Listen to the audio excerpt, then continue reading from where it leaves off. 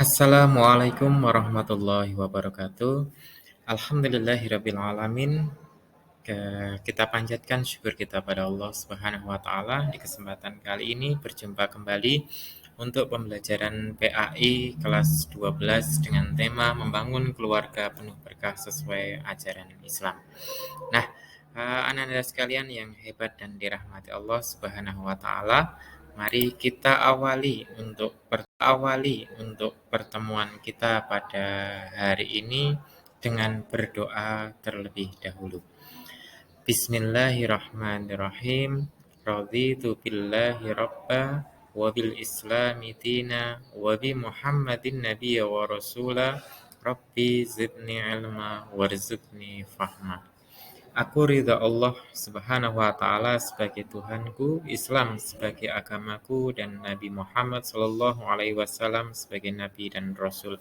Ya Allah, tambahkanlah kepadaku ilmu dan berikanlah kepadaku pengertian yang baik. Anak-anak sekalian yang dirahmati Allah Subhanahu wa Ta'ala, untuk pembelajaran kita kali ini tujuannya adalah satu, setelah mempelajari materi ini maka diharapkan kalian bisa menjelaskan pengertian pernikahan dalam Islam. Kemudian yang kedua, menjelaskan hukum pernikahan dalam Islam. Kemudian menunjukkan dalil-dalil pernikahan dalam Islam. Dan yang keempat adalah anak-anak sekalian bisa menganalisis ketentuan pernikahan di dalam Islam. Nah, untuk itu, mari kita awali pembahasan kita yang pertama dari pengertian tentang nikah. Nah, apa itu nikah? Secara bahasa, nikah itu berarti mengumpulkan, menggabungkan, atau menjodohkan. Nah, sementara menurut syariat, nikah itu berarti akad yang menghalalkan pergaulan antara laki-laki dan perempuan yang bukan muhrimnya atau bukan mahramnya, yang menimbulkan hak dan kewajiban masing-masing. Jadi pernikahan itulah sebagai ikatan antara seorang laki-laki dan seorang perempuan yang mereka bukan muhrim, karena nanti muhrim itu adalah orang yang tidak boleh dinikah menurut ajaran Islam. Nah, kemudian dalilnya atau dasar pelaksanaan pernikahan di dalam Islam, di antaranya yang pertama kita ambilkan dari Al-Quran, yaitu di surat Ar-Rum ayat 21. A'udzu billahi minasyaitonir rajim. Wa min ayatihi an khalaqa lakum min anfusikum azwajan litaskunu ilaiha wa ja'ala bainakum mawaddatan wa rahmah. Inna fi dzalika laayatil liqaumin yatafakkarun. Dan di antara tanda-tanda kekuasaannya ialah Dia menciptakan untukmu istri-istri dari jenismu sendiri. Yang maksudnya adalah bahwa jodohnya manusia itu ya manusia, kan begitu. Jadi laki-laki dapat jodoh perempuan. Supaya kamu cenderung dan merasa tentram kepadanya dan dijadikannya di antaramu rasa kasih dan sayang. Sesungguhnya pada yang demikian itu benar-benar terdapat tanda-tanda bagi kaum yang berpikir. Selain dari dalil Al-Quran, ada juga dalil dari hadis Nabi Muhammad SAW. Dalam hal ini diriwayatkan oleh Imam Bukhari dan Imam Muslim. An Abdullah bin Mas'ud radhiyallahu an qala lana Rasulullah sallallahu alaihi wasallam, ya ma'sharas sabab, man istata'a minkumul ba'ata falyatazawwaz, fa innahu aghadul lil basar wa ahsanu lil farj, wa man lam yastati fa alaihi bisawm, fa innahu lahu wija'. Muttafaqun alaih. Abdullah bin Mas'ud radhiyallahu an berkata, Rasulullah sallallahu alaihi wasallam bersabda pada kami, wahai generasi muda, barang siapa di antara kamu telah mampu berkeluarga, hendaknya ia kawin, karena ia dapat menundukkan pandangan dan memelihara kemaluan. Barang siapa belum mampu, Bukhari dan juga Imam Muslim. Nah, apa hukum nikah di dalam Islam? Setidaknya bisa kita identifikasi ada 5 hukum tentang nikah. Yang pertama adalah nikah itu pada dasarnya adalah boleh atau jaiz. Artinya dibolehkan dan inilah yang menjadi dasar hukum dari pernikahan di dalam Islam itu sendiri. Kemudian yang kedua, nikah bisa menjadi wajib jika orang yang telah mampu atau sanggup menikah, sedangkan jika dia tidak segera menikah, dikhawatirkan akan terjerumus ke dalam perzinahan. Sementara yang ketiga ada hukum sunnah, di mana orang yang sudah mampu menikah namun masih sanggup mengendalikan dirinya dari godaan yang menjerumuskan kepada perzinahan, maka menikah baginya adalah sunnah.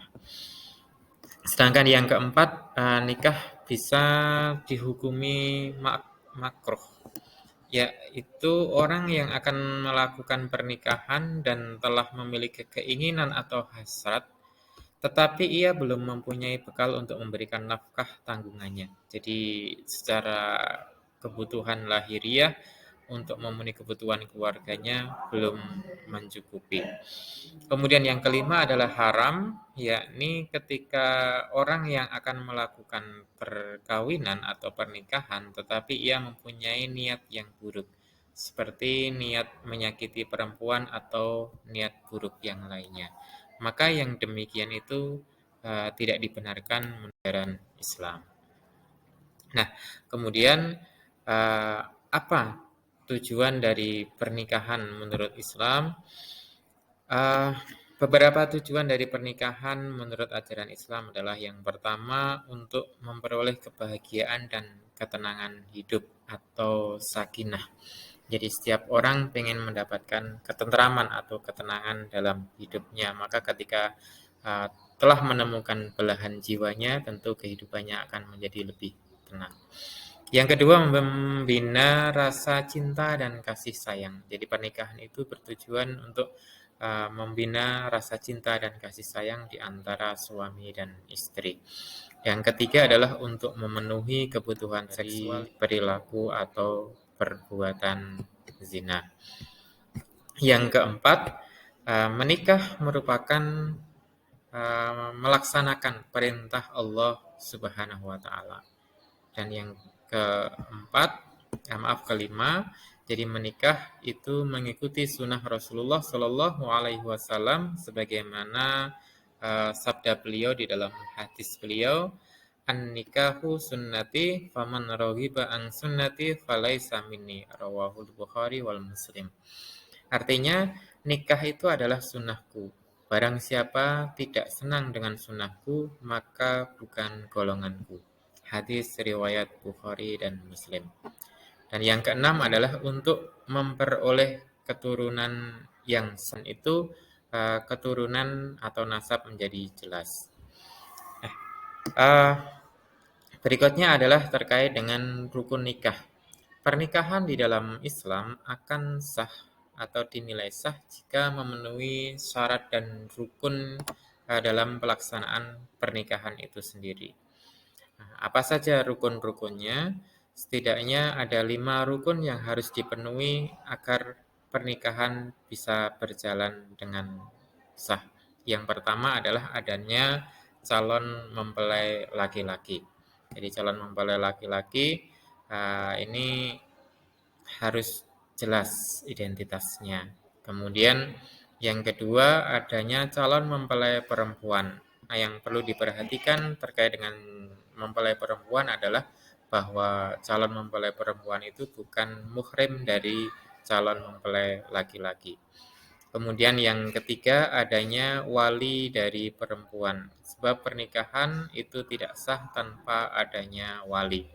Dan orang yang paling berhak untuk menjadi wali dalam pernikahan adalah ayah dari calon mempelai perempuan itu sendiri. Nah, jika tidak ada, maka diurutkan sesuai dengan jalur asobah dari perempuan tersebut. Kemudian yang keempat adalah adanya 2 orang saksi. Nah, 2 orang saksi menjadi rukun yang harus ada untuk terjadinya sahnya akad pernikahan tersebut. Kemudian yang kelima adalah sigot ijab kabul, ijab dari wali mempelai perempuan, kemudian diiringi dengan qabul dari pihak calon mempelai laki-laki. Uh, Kalau kurang dari salah satunya, maka pernikahan menjadi tidak sah. Dan perlu diperhatikan dalam memilih calon istri atau pasangannya adalah uh, menghindari atau tidak memilih wanita-wanita yang dilarang dinikah oleh Allah Subhanahu wa taala sebagaimana yang sudah Allah tentukan di dalam surat An-Nisa ayat 23 sampai 24 yang kita kenal dengan istilah muhrim, yakni wanita-wanita yang haram dinikah menurut ajaran Islam. Ada dua jenis muhrim, yakni muhrim yang mu'abbad, artinya wanita yang diharamkan untuk dinikah selama-lamanya. Ya, seperti karena sebab keturunan, anak, kemudian cucu perempuan, atau satu susuan, jadi saudara sepersusuan, saudara perempuan sepersusuan, atau mungkin ibu yang menyusuinya. Kemudian karena pernikahan misalnya, jadi mertua perempuan, jadi ibu dari ibunya istri, kemudian anak tiri jika ibunya sudah dicampuri, serta bekas menantu anak perempuan dan bekas ibu tiri. Kemudian yang kedua adalah muhrim ghairu mu'abbad, yakni muhrim sebab menghimpun dua perempuan yang statusnya bersaudara. Jadi muhrimnya sifatnya terbatas oleh kondisi tertentu. Jadi misalnya saudara sekandung, kakak dan adik itu dinikah bersama maka tidak diperbolehkan. Tetapi ketika uh, bergantian, artinya salah satunya mungkin pertama menikah dengan kakaknya, dalam perjalanannya sang kakak ini meninggal kemudian menikahi adiknya, nah maka itu diperbolehkan. Sehingga kita harus jeli di dalam memilih calonnya nanti, terutama bagi yang belum menikah. Oke, baik, selanjutnya adalah hikmah pernikahan di dalam Islam. Nah, apa saja hikmah di balik pernikahan atau pensyariatan pernikahan menurut aturan Islam itu? Nah, yang pertama adalah uh, bahwa nikah itu bisa menciptakan hubungan antara laki-laki dan perempuan yang bukan mahram dalam ikatan suci yang halal dan diridhai oleh Allah Subhanahu wa taala. Jadi ikatannya yang diridhai Allah dan halal. Kemudian yang kedua adalah mendapatkan keturunan yang sah dari hasil pernikahan tersebut. Sehingga nanti akan jelas jalur nasabnya dan juga terkait dengan masalah perwalian serta pembagian waris. Yang ketiga adalah terpeliharanya kehormatan suami istri dari perbuatan zina. Yang keempat, terjadinya kerjasama antara suami dan istri dalam mendidik anak dan menjaga kehidupannya. Sehingga fungsi pendidikan keluarga itu akan berjalan dengan baik. Dan yang kelima adalah terjalinnya silaturahim antar keluarga besar pihak suami dan juga pihak istri. Nah, jadi menikah itu tidak sekedar menggabungkan antara satu orang dengan satu orang lainnya, namun menggabungkan antara dua keluarga yang berbeda. Nah, demikian pembahasan kita mengenai fikih pernikahan atau bagaimana kita membangun keluarga yang penuh berkah yang diridhoi oleh Allah Subhanahu wa taala sesuai dengan tuntunan Islam.